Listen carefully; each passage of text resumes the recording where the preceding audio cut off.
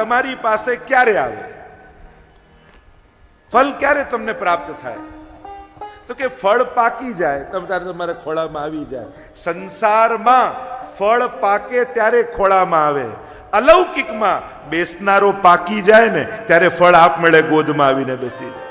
પુરુષોત્તમ ફલ દેત હે નેક જો બેઠો છાય. એટલે આપણે શું કહ્યું, આ બહુ પાકા વૈષ્ણવ છે.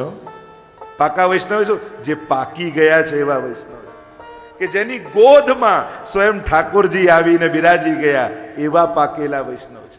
એટલે લૌકિકમાં ફળ પાકે ત્યારે આવે, અલૌકિકમાં બેસનારો પાકે ત્યારે ફળ ગોદમાં આવી. તો આ ભાગવત પણ પરમ ફળ છે.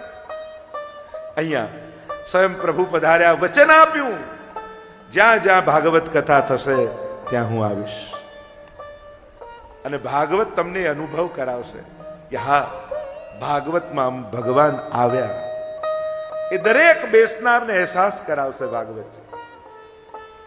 અહીંયા કહ્યું, સકલ ભુવન મધ્યે નિર્ધનાસ્તેપી ધન્યા. અરે એ નિર્ધનો પણ ધનવાન છે.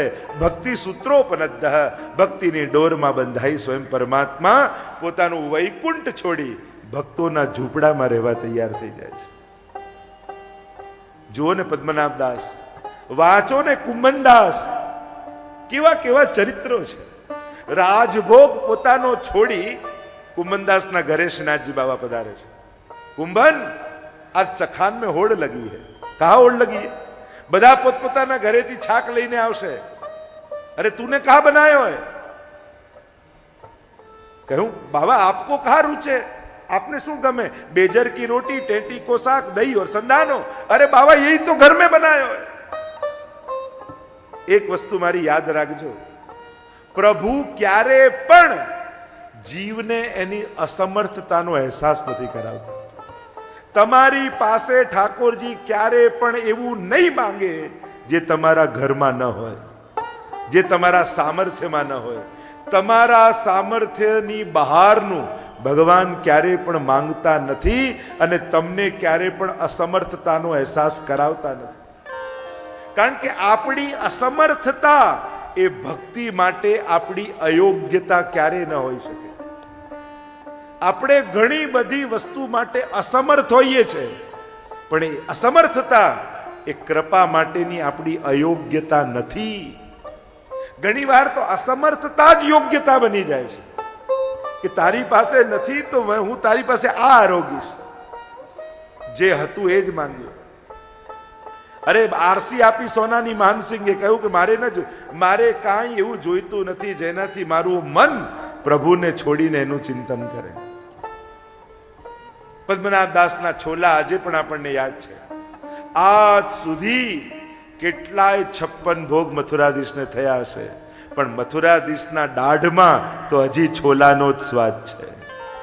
એ બધા 56 ભોગો ભૂલાઈ ગયા છે, પણ જ્યારે પદ્મનાભદાસ અને મથુરાધીશની વાર્તા યા એમનું નામ બોલાય ત્યારે વાત તો છોલાની જ નીકળે છે. એ 56 ભોગ વિસરાઈ જાય, છોલે યાદ રહી જાય. એનો અર્થ એ નથી થતો કે 56 ભોગ ગૌણ છે. 56 ભોગની પણ એની મહત્તા છે, પણ પ્રભુ ભક્તોને એની અસમર્થતા યાદ અપાવતા નથી.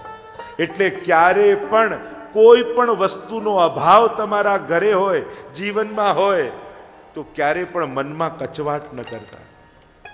કારણ કે પ્રભુ તમારી વ્યવસ્થા માટે નથી આવ્યા, તમારી યોગ્યતા અને સાધનો માટે નથી આવ્યા. પ્રભુ આવ્યા છે તમારા માટે. વૈકુંઠમાં એને કોઈ કમી નહોતી, છતાંય બધું સુખ છોડી તમારા ઘરે કેમ રહેવા તૈયાર થયા? કારણ કે વૈકુંઠમાં તમે નહોતા અને પ્રભુને તમારા હાથની સેવા લેવી હતી. એટલે વૈકુંઠ છોડીને પણ 2 BHK માં આવીને 2x2 ના ખાનામાં રહેવા તૈયાર થઈ ગયા. આ પ્રભુની કૃપા. એટલા માટે અહીંયા પ્રભુએ વચન આપ્યું છે, જ્યાં જ્યાં ભાગવત થશે ત્યાં હું આવીશ. કહ્યું કે કોઈ પાપીનો ઉદ્ધાર કથા કરી શકે? ગોકર્ણોપાખ્યાન સંભળાવ્યું. તુંગભદ્રા નદીના તટ એક નગર અને આત્મદેવ નામનો બ્રાહ્મણ રહે. આધ્યાત્મિક અર્થ તુંગ એટલે શિખર, ભદ્રા એટલે કલ્યાણ, કલ્યાણનું શિખર એટલે આ માનવ દેહ, આત્મદેવ એટલે જીવાત્મા. પત્ની છે ધુંધુલી, બધું જ સુખ છે, સંતતિ નથી. અને એમ નથી કે બાળક થતું નથી. જીવનમાં બધાને બધું મળે કોઈ જરૂરી થોડી છે. અને એવો કોઈ કોન્ટ્રાક્ટ કરીને તો પ્રભુ સાથે આપણે આવતા નથી કે હું જે માંગુ એ મળવું જોઈએ. પ્રભુની સૌથી મોટી કૃપા કઈ છે કહું? ભગવાનની સૌથી મોટી કૃપા એ છે કે તમે જે આપ માંગો એ બધી તમારી ઈચ્છા ઠાકોરજી પૂરી નથી કરતા. કારણ કે પ્રભુ જો એ આશીર્વાદ તમને આપી દે કે તું જે ઈચ્છે એ તારું બધું જ પૂરું થાય, તો આપણા સર્વનાશ માટે કોઈ દુશ્મનની જરૂર નથી, આપણી ઈચ્છાઓ જ કાફી છે. આ તો પ્રભુ નથી આપતા એટલે ટકેલા છે. બાકી જો એવા આશીર્વાદ આપીને તારી બધી ઈચ્છા પૂરી થાય તો આપણો સર્વનાશ આપણે જ કરી લઈએ. બીજા કોઈ દુશ્મનની જરૂર જ ન પડે, આપણી ઈચ્છાઓ જ કાફી છે. પ્રભુ પાસે માંગજો કે પ્રભુ હું જ્યારે પાપ કરવા માટે નીકળું ને યા પ્રયત્નશીલ થાઉં ને, મારા મન ઉપર મારો વશ નથી, એટલે પાપની ઈચ્છાઓ જાગવાની રહેવાની, હું પ્રયાસ કરીશ, પણ તું સંજોગો વિપરીત કરી નાખજે જેથી પાપ કરવામાં હું સફળ ન થઈ શકું. સંજોગો વિપરીત કરી નાખજે. ત્યારે એ વ્યક્તિ જતો રહે, ત્યારે વ્યવસ્થા બદલાઈ જાય, જવાની કાર ન હોય, ખિસ્સામાં પૈસા ન હોય. તું સંજોગો ફેરવી નાખજે જેથી હું પાપમાં ક્યારે સફળ ન થઈ શકું. કારણ કે પાપની વૃત્તિને હું રોકી શકતો નથી, પણ સંજોગોને તું બદલી નાખવા સમર્થ છું. એટલે તું તારા સામર્થ્યથી મને પાપ કરતો અટકાવી દેજે. ધુંધુની માં બનવા માંગતી જ નથી. જોવા જાવ લોજિક આપે છે. કારણ કે અત્યારના સમયમાં લોકોને બધા સુખ જોઈએ છે, પણ કોઈને જવાબદારી જોઈતી નથી. હોટેલમાં માણસને કેમ ગમે? ઘર જેવું બધું સુખ મળે, પણ ચોખ્ખું ને ક્લીન રાખવાની જવાબદારી ના હોય. કેમ માણસને ગમે વધારે? કોઈ જવાબદારી નહીં, મજા બધી જ. અને ધીમે ધીમે સંબંધોમાં પણ આ બધું આવવા લાગ્યું છે. અને એટલા માટે ચેતવાની જરૂર છે. માણસને મજા બધી જોઈએ છે, સંબંધોની જવાબદારીઓ લેવા તૈયાર નથી. અને એ સંસાર માટે બહુ ખતરનાક છે. જવાબદારીઓથી ભાગનારો સમાજ પતન સિવાય બીજે ક્યાંય જતો નથી, એના નાશ તરફ જાય છે.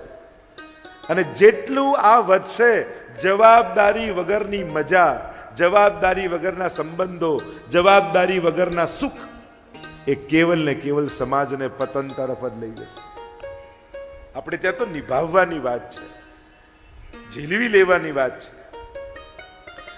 માં બનવામાં અનેક તર્ક કુતર્કો આપે છે. હોશિયાર માણસ હોય ને એ ના પાડે, એ લોજિકો આપે ન કરવાના. અર્જુનને પણ તમે ગીતાજીમાં જુઓ ને, એને એ વિદ્વાન છે ને, અર્જુન તો આટલો ભણેલો છે, એને લડવું નથી, પણ ના નથી કહેતો. લોજિકો વર્ણશંકર પ્રજા થશે ને, સર્વનાશ થશે ને, પાપ થશે. એક તારા લડવા નહીં લડવાથી આટલું બધું થઈ જશે. વ્યક્તિગત પ્રોબ્લેમને સમષ્ટિગત કરીને બતાવે છે. એમ ઘણા હોશિયાર લોકો હોય ને એ લોજિકો ગોતી આવે, અને એવા એવા લોજિકો ધર્મના ને ભગવાનના ને એના નામ આપે. આમણે તો આમ કર્યું તું, આમણે તો આમ કર્યું તું, આમણે તો આમ કર્યું. એને પૂરી વાત ન જોઈએ, એને બાઇટ્સ જોઈતી હોય છે. લોકો નાની નાની બાઇટ્સ કાઢીને કેવા વાતને વિપરીત કરી નાખે. એમ શાસ્ત્રોની પણ આપણને બાઇટ્સ જોઈએ છે, આખો શ્લોક નથી જોઈતો. એ ટુકડાઓને વાપરી વાપરી આપણે આપણી વાત સામેવાળાના ગળામાં ઉતારવાની કોશિશ કરીએ છીએ. મિથ્યાચાર, અત્યાચાર, અનાચાર, આનો જ્યારે વ્યાપ વધે ને ત્યારે લોકો, જો અધર્મની પણ 5 શાખાઓ શાસ્ત્રોમાં કહી છે, અત્યારે એનો વિસ્તાર નથી કરતો. અધર્મની પણ 5 શાખા છે. આભાસ ધર્મ એક શાખા છે, આભાસ ધર્મ. એવો ધર્મ બતાવે, કેવલ કલ્પનામાં હોય પણ હોય નહીં. ધર્મશાસ્ત્રોની વાતોના વિપરીત અર્થો કરી કોઈક જુદા જ મન ગણંત અર્થો કરવા લાગે. ગીતાજીને પણ સાર શું કાઢે? યથેચ્છસી તથા કુરુ. સાર શું છે? તારા મનમાં આવે તું કર, એવું ક્યાંય નથી કહ્યું. ચોખ્ખું કહ્યું, જો મનમાં આવે એવું કરીશ. ય શાસ્ત્ર વિધિ મુત્સૃજ્ય વર્તતે કામ કારત ન સિદ્ધિ વાપનોતી ન સુખમ ન પરામ ગતિમ. કાંઈ નહીં મળે તને જો શાસ્ત્ર વિધિને છોડી મનોકલ્પિત કરીશ, તો ન સુખ ન પરમ ગતિ, કાંઈ નહીં મળે. પણ લોકો સાર શું કાઢે? યથેચ્છસી તથા તારા મનમાં આવે કર. અરે ભગવાન એમ નથી કહ્યું, ભગવાને કહ્યું તસ્માત શાસ્ત્રમ પ્રમાણમ તે કાર્ય કાર્ય વસ્તુ. પણ લોકો ધર્મશાસ્ત્રોના મનોકલ્પિત અર્થઘટનો કરી ધર્મથી અધર્મ તરફ લોકોને લઈ જાય છે. તો જ્યારે આવા અર્થઘટનો થવા લાગે તો આ ધુંધુલી માં બનતી નથી એમ નથી, બનવા માંગતી નથી. લોજિકો આપે. અરે સુખદેવજીની જેમ 16 વર્ષ રહી જાય તો, રાજા કોઈ ચડાઈ કરે તો ભાગવું કેમ? તર્ક કુતર્કો આપે છે. આધ્યાત્મિક અર્થ કર્યો. તુંગભદ્રા એટલે માનવ દેહ, એનો તટ. આત્મદેહ એટલે જીવાત્મા. ધુંધુલી એટલે દુર્બુદ્ધિ. અને દુર્બુદ્ધિ જીવાત્માને સત્સંગનું ફળ લેવા દેતી નથી. આત્મદેવને એકવાર ગ્લાની થઈ. ધુંધુલીના પણ લક્ષણ આપ્યા છે. સ્વવાક્ય સ્થાપિકા નિત્યમ સુંદરી સુકુલોદ્ભવા. ભાગવતમાં ઘણા વ્યક્તિઓના વર્ણન નથી, આ વૃત્તિઓના વર્ણન છે, જે દરેકની ભીતર નાના મોટા અર્થમાં કામ કરતી જ હોય છે. આ બધા વ્યક્તિઓ નથી, વૃત્તિઓ છે. ક્યાંક ને ક્યાંક ધુંધુલી આપણા બધાના ભીતર જીવતી હોય છે. સ્વવાક્ય સ્થાપિકા નિત્યમ, હું કહું એ જ થવું જોઈએ, આ ધુંધુલી વૃત્તિ છે. કલહ પ્રિયા, ઘણાને દિવસમાં 2-3 ઝઘડા ના થાય તો મજા જ ના આવે. કલહ માણસને ગમવા લાગ્યો છે, તો આ ધુંધુલીના લક્ષણ છે. આત્મદેવને ગ્લાની થઈ, થયું કે જો કોઈ ભોગવનાર જ ન હોય તો આ બધું ભોગવીને શું કરવાનું? આત્મઘાત કરી લો. અને આમ વિચાર કરીને નગરની બહાર આવ્યા. સરોવર હતું, થયું કે કૂદીને આત્મઘાત કરી દઉં. સામે એક મહાત્માને બેસેલા જોયા, યતિને જોયા, અને વિચાર કર્યો કે મહાપુરુષોના આશીર્વાદ ભાગ્ય બદલવાનું સામર્થ્ય રાખે છે. તો જો મહાપુરુષના આશીર્વાદ મળી જાય અને મારું ભાગ્ય બદલાય. આવ્યા, ચરણોમાં પડ્યો. આત્મદેવ ગીડગીડાવા લાગ્યો, મહાત્મન કૃપા કરો, મારા ઘરે પારણું બંધાય. આંખો બંધ કરીને મહાત્માએ જોયું ને કહ્યું, આત્મદેવ આ જન્મમાં નહીં, 7 જન્મ સુધી તારે કોઈ સંતતિનો યોગ નથી. અને હવે તો એવી ગ્લાની થઈ, માથું પછાડવા લાગ્યો. આત્મદેવ જો આપ કૃપા નહીં કરો તો માથું પછાડીને અહીંયા જ ખતમ કરી દઈશ જીવનને, અને બ્રહ્મ હત્યાનો અપરાધ આપને લાગશે. મહાત્માને દયા આવી, જોડીમાંથી ફળ કાઢ્યું, અભિમંત્રિત કર્યું, આત્મદેવને આપ્યું ને કહ્યું, જા તારી પત્નીને ખવડાવજે, પ્રભુ કૃપા કરશે ને તારા ઘરે પારણું બંધાશે. માંગીને મળે ને એને આશ્વાસન કહેવાય, હૃદયથી નીકળે એને આશીર્વાદ કહેવાય. એ તો ઘણી વાર લોકો આવીને અમને કે જે સારા આશીર્વાદ આપો ને, તો આશીર્વાદ ખરાબે હોય, સારા જ હોય, ખરાબ હોય ને તો શ્રાપ કહેવાય. પણ માંગીને મળે એ આશ્વાસન, હૃદયથી પ્રગટે એને આશીર્વાદ કહેવાય. આશીર્વાદ માંગવાની કોશિશ ન કરતા મેળવવાનો પ્રયાસ કરજો, એ તો પ્રાપ્ત કરાય. પ્રેમ મંગાય નહીં, પ્રાપ્ત કરાય, મેળવાય. સન્માન મંગાય થોડી, યોગ્ય બનાય. અમુક વસ્તુ માંગીને મળે ને એની મજા જ નથી, પણ આપણે ત્યાં હૃદયથી પ્રસન્નતા પ્રગટે એ જ આશીર્વાદ. આપણી ક્રિયાથી, આપણા કાર્યથી જ્યારે કોઈ મહાપુરુષ, કોઈ વડીલ, કોઈ ગુરુને એમ થાય કે બહુ સારું આણે કર્યું, જ્યાં ઠાકોરજી તારું બધું કરી દે, આવા વચન નીકળે ને કોઈ મહાપુરુષના મુખમાંથી, તો ઠાકોરજી મહાપુરુષના વચનોની લાજ રાખી લેતા હોય છે. એને મિથ્યા નથી થવા દેતા, એને નિષ્ફળ નથી જવા દેતા. તો હૃદયથી કોઈની પ્રસન્નતા પ્રગટે. આટલા વૈષ્ણવ કથા સાંભળીને આનંદિત થયા તો મનોરથીને આશીર્વાદ આપમેળે મળી જ ગયા. એ માંગવાના થોડી હોય, કોઈની પ્રસન્નતા આશીર્વાદ રૂપે કન્વર્ટ થઈ તમારા સુધી પહોંચી જ જતી હોય છે. અને જરૂર નથી કે એનો ચહેરો દેખાય, એનું નામ હોય, એ બી જરૂર. એક ફકીર જતો હતો, આંધળો, અને ટ્રેનમાં ક્યાંક ભિક્ષા માંગતો હતો ને બારી પાસે આવીને ઊભો રહ્યો કે કંઈક આપો ને. ત્યારે ઉપર બર્થમાં જે સૂતો હતો એને 100 રૂપિયા આપ્યા, અને પેલા બારી પાસે બેઠો હતો એને કહ્યું કે આ ફકીરને આપી દે. ફકીરને આપી દીધા, અને આપી દીધા એટલે પેલો આંધળો ફકીર આશીર્વાદ આપવા લાગ્યો, તું ખૂબ સુખી થા, બાળકો સુખી થાય, ખૂબ વૈભવ વધે, તારે ત્યાં ખૂબ પ્રસન્નતા વધે. ત્યારે પેલા બારીવાળાએ કીધું કે મેં નહીં, આ ઉપર સૂતો જે એણે આપ્યો છે. ત્યારે ફકીરે કહ્યું, હું આંધળો છું, મારા આશીર્વાદ આંધળા નથી, એ તો જેણે આપ્યું છે ત્યાં પહોંચી જ જવાના છે. એમ પ્રસન્નતા આશીર્વાદ બની કારણ પાસે પહોંચી જ જતી હોય છે, કે જેના કારણ થકી પ્રસન્નતા પ્રગટી છે એના જીવનમાં આશીર્વાદ બનીને લાગી જ જવાના છે. અહીંયા આત્મદેવ ફળ લઈને આવ્યો ધુંધુલી પાસે. લે, મહાત્માએ ફળ આપ્યું છે અને કહ્યું છે તું આ ખાઈશ તો આપણા ઘરે પારણું બંધાશે. થયું, ફળ લઈને માથે માર્યું, ક્યાં પાછી લપ આવી. આટલા દિવસથી શાંતિ હતી ને પાછી આવી ગઈ. શું કરું? એટલામાં એની બહેન આવી, અને ધુંધુલીની દુર્બુદ્ધિની બહેન છે દુસ્સંગ. અને દુર્બુદ્ધિ અને દુસ્સંગ આ બે ભેગા થાય પછી એનું પતન કોઈ ન રોકી શકે. અને અહીંયા બહેને કહ્યું કે જો બેન, હું ગર્ભવતી છું, મારા ઘરે રહેવા આવી જાય, ગર્ભવતી થવાનું તું નાટક કરજે, અને નાટક કરજે તારે પીડાએ સહન નહીં કરવી પડે, ધન મારા પતિને આપી દેજે, અને જે બાળક થશે તને આપી દઈશું. બહુ ગમ્યું. દુર્બુદ્ધિ અને દુસ્સંગ ભેગા થાય ને પછી કોઈ પતન ન રોકી શકે. દુસ્સંગથી બચજો વૈષ્ણવો. અને દુસ્સંગ કોને કહેવાય? જેના સંગથી ભગવાનમાં અભાવ આવે એ દુસ્સંગ. સીધી સાદી વ્યાખ્યા છે. ગમે તેટલો મોટો માણસ, ગમે તેટલો ભણેલો ગણેલો, ગમે તેટલો મોટા પદ ઉપર હોય, પણ એના સંગથી ભગવાનમાં શંકા પેદા થાય, ભગવાન પર વિશ્વાસ ઉઠે, તો માનજો આ દુસ્સંગ છે.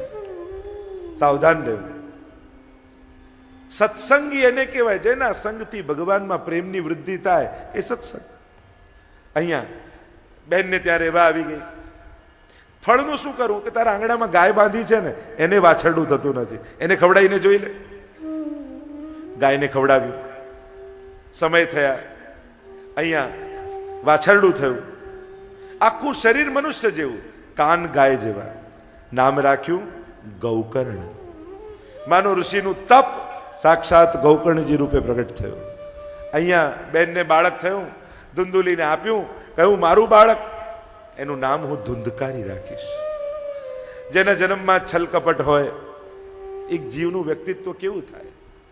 ગૌકર્ણજી તો માનો ઋષિનું તપ પ્રગટ થયું, વેદાભ્યાસ કરવા માટે ગુરુકુળ ગયા, અને ધુંધકારી એટલો ખલ થયો, દુષ્ટ થયો.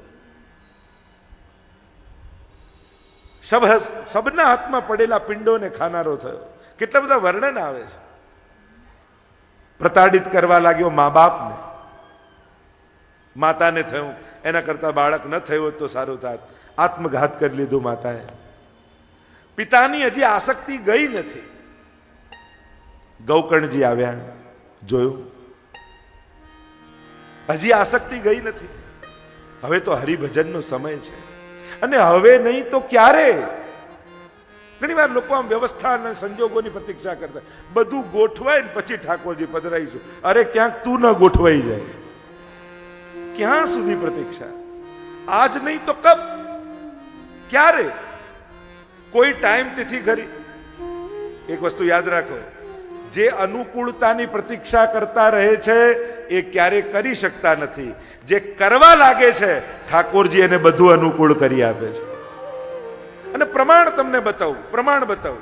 તમે ઠાકોરજી પધરાવશો તો તમને વાંધો નહીં આવે એનું પ્રમાણ આપું. અહીંયા કેટલાના ઘરે ઠાકોરજી છે? ઓહો, લગભગ કાંદીવલી તો ગોકળ્યું છે. ઠાકોરજી પુષ્ટાવીને પધરાયા, તમને કોઈ આજ સુધી વાંધો આવ્યો? જો આટલું મોટું પ્રમાણ, આટલા લોકોને વાંધો નથી આવ્યો તો તમને વાંધો નહીં આવે. પધરાવી લો. કારણ કે સૌથી પહેલો વિચાર પુષ્ટાવી તો શેનો આવે? પણ કોઈ ગુજરી જશે, સૂતક લાગશે તો. આટલા લોકોને વાંધો નથી આવ્યો, તમને નહીં આવે. તમને આટલું મોટું પ્રમાણ આપ્યું. હવે બીજું કોઈ ગ્રંથનું આપ્યું હોત, પુસ્તકનું આપ્યું હોત, કોઈ ભગવદીનું આપ્યું તો તમને વિશ્વાસ ના આવે. પણ તમારા બાજુમાં બેસેલાનું આપ્યું તો એને પૂછી લો. એને વાંધો નથી આવ્યો તો તમારી જોડે કોઈ સ્પેશિયલ વેર છે ઠાકોરજીને કે તું પૂછતાઓ, તને જોઉં છું કઈ રીતે કરે છે? આવું તો કોઈ વેર છે જ નહીં. અને વૈષ્ણવ જરાય વાંધો નહીં આવે. પણ જીવન જઈ રહ્યું છે. આજે જેવું શરીર ચાલે છે ને, કાલે નહીં ચાલે.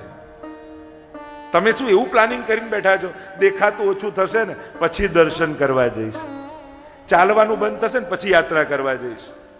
ગડપણમાં કરીશ એટલે પ્લાનિંગ તો એ જ સંભળાતું બંધ થશે ને પછી કથા બેસાડીશ.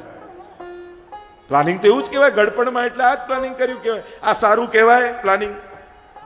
નહીં ને. સારું પ્લાનિંગ ક્યારે કહેવાય? જ્યારે દેખાય છે ત્યારે દેખી લઉં, સંભળાય છે ત્યારે સાંભળી લઉં. સૌથી ઉત્તમ મુહૂર્ત હોય ને તો આ 23 તારીખ સુધી બહુ સારું મુહૂર્ત ચાલે છે.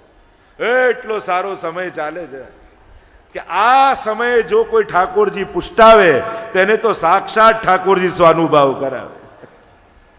અરે તો કરાવે જ છે, બધાને કરાવે છે. આપણું હૃદય જડ છે અને એટલા માટે આપણે અનુભવી નથી શકતા. કરો વૈષ્ણવો.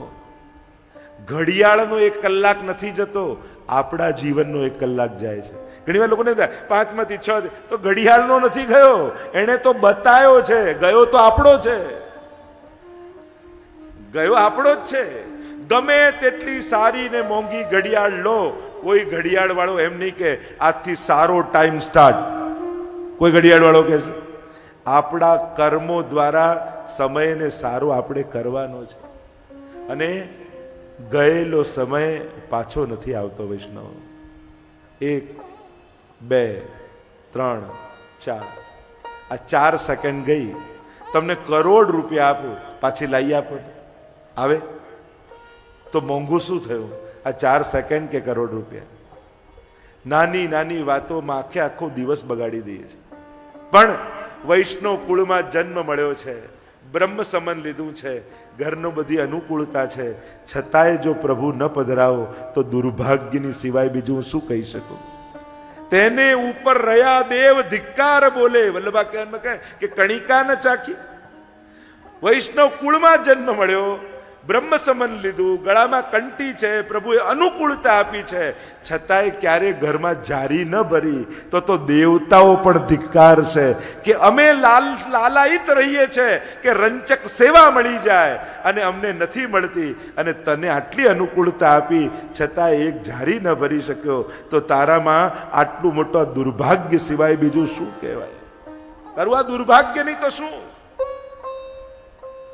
કથા દુર્ભાગ્યમાંથી સૌભાગ્ય તરફ જવાનો સમય છે. નિર્ધાર કરો, સંકલ્પ કરો.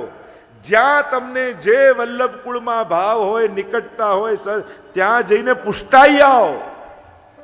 સમય ન જવા દો, પણ શરૂ કરો વૈષ્ણવો. આજ સુધી હાથ પોતાના મુખ સુધી જ ગયો, હવે અવસર છે તો ક્યારેક આ કોળીઓ લાલનના મુખ સુધી જાય તો તમારું માનવ થવું સફળ થયું કહેવાશે. ભોગો જ ભોગવ્યા, ભોગ ક્યારે ધર્યો નહીં. આપણું જીવન ક્યાંક વ્યર્થ ન જતું રહે વૈષ્ણવો. આ કણિકા મહાપ્રભુજીએ કેવી કૃપા કરી છે. મોટું દાન તો ઠાકોરજી કરે છે. તમે એક વાટકીમાં દૂધ ધરો છો, એક નાનકડી વાટકીમાં દૂધ ધર્યું. તમે તો કેટલું નાનું આપ્યું, એના બદલામાં ઠાકોરજી તમને શું આપ્યું? યશોદા બનવાનું સુખ. તો મોટું દાતા કોણ બન્યો? નાનકડી વાટકી ધરનારો કે યશોદાજીનું સુખ આપનારો? મોટો દાતા તો ઠાકોરજી છે. સેવામાં આપણે કાંઈ નથી આપતા, ઠાકોરજી આપણને આપે છે. વ્રજભક્ત બનવાનું સુખ આપે, ક્યારેક નંદ બાબા બનવાનું સુખ આપે, ક્યારેક યશોદા બનવાનું સુખ આપે, ક્યારેક ગોપી બનવાનું સુખ આપે. સેવા દ્વારા ઠાકોરજી આપણને સુખનું દાન કરે છે. આપણે તો પ્રભુના સુખનો વિચાર કરીશું જ્યારે કરીશું. મોટો સુખનો વિચાર તો પ્રભુ કરે છે. કૃષ્ણ ગોવિંદ ગોપાલ રાધે માધવા, રાધે કૃષ્ણ ગોવિંદ ગોપાલ રાધે માધવા, રાધે કૃષ્ણ ગોવિંદ ગોપાલ રાધે માધવા, રાધે કૃષ્ણ ગોવિંદ ગોપાલ રાધે માધવા, ગોવિંદ રાધે માધવા, ગોવિંદ રાધે માધવા, ગોવિંદ રાધે માધવા, ગોવિંદ રાધે માધવા, ગોપાલ રાધે માધવા, ગોપાલ રાધે માધવા, ગોપાલ રાધે માધવા, ગોપાલ રાધે માધવા, રાધે કૃષ્ણ ગોવિંદ ગોપાલ રાધે માધવા, राधे कृष्ण कार्य। गोविंद गोपाल राधे माधवा राधे कृष्ण गोविंद गोपाल राधे माधवा राधे कृष्ण गोविंद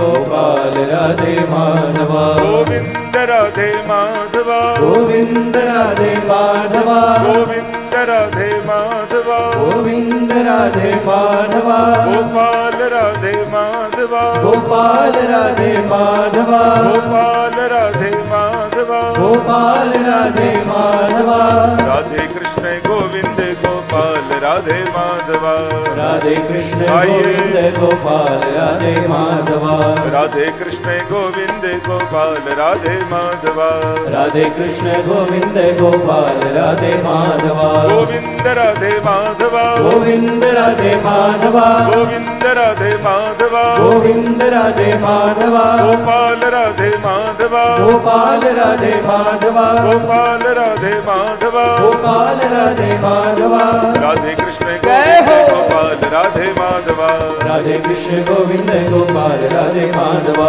राधे कृष्ण गोविंद गोपाल राधे माधवा राधे कृष्ण गोविंद गोपाल राधे माधवा राधे कृष्ण गोविंद गोपाल राधे माधवा राधे कृष्ण गोविंद गोपाल राधे माधवा राधे कृष्ण गोविंद गोपाल राधे माधवा राधे कृष्ण गोविंद गोपाल राधे माधवा राधे कृष्ण गोविंद गोपाल राधे माधवा राधे कृष्ण गोविंद गोपाल राधे माधवा